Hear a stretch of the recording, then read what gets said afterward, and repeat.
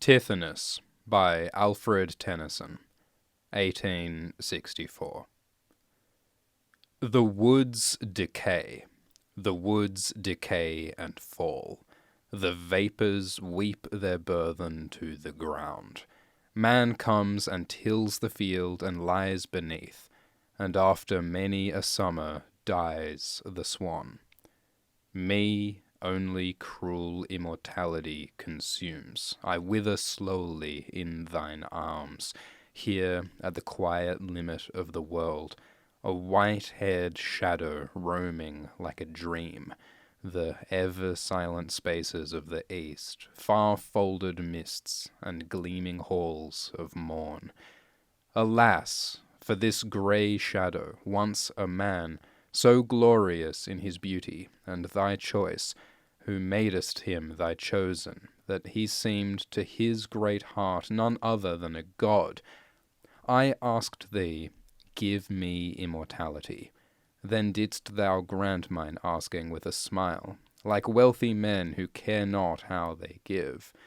But thy strong hours indignant worked their wills, and beat me down, and marred and wasted me, and though they could not end me, left me maimed, to dwell in presence of immortal youth, immortal age beside immortal youth, and all I was in ashes. Can thy love, thy beauty make amends, though even now close over us the silver star, thy guide, shines in those tremulous eyes that fill with tears to hear me? Let me go. Take back thy gift.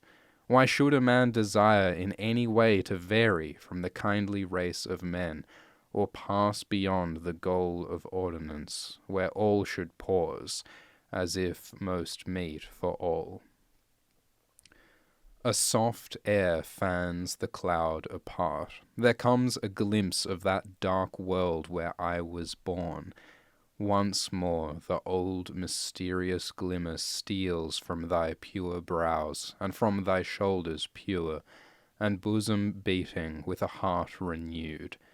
Thy cheek begins to redden through the gloom, thy sweet eyes brighten slowly close to mine, ere yet they blind the stars, and the wild team which love thee, yearning for thy yoke, arise, and shake the darkness from their loosened manes, and beat the twilight into flakes of fire.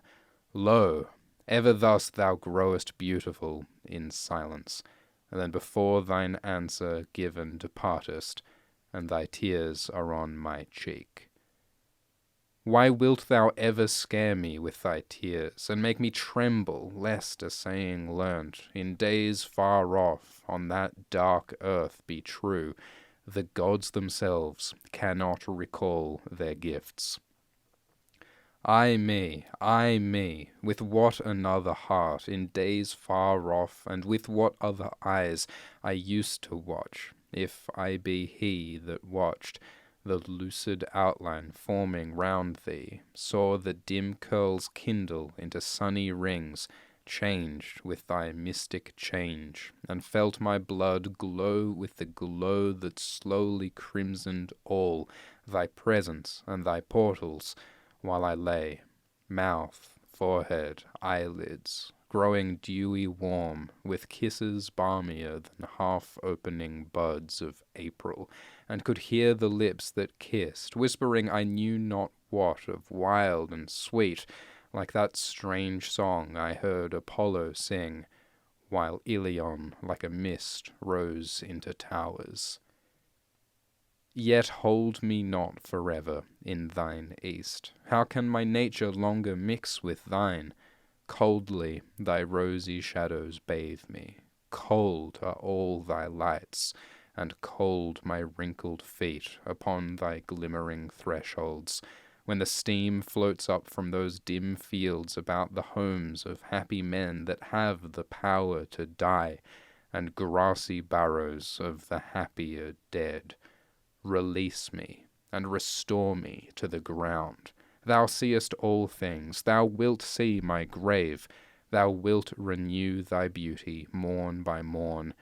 I, earth in earth, forget these empty courts, and thee returning on thy silver wheels.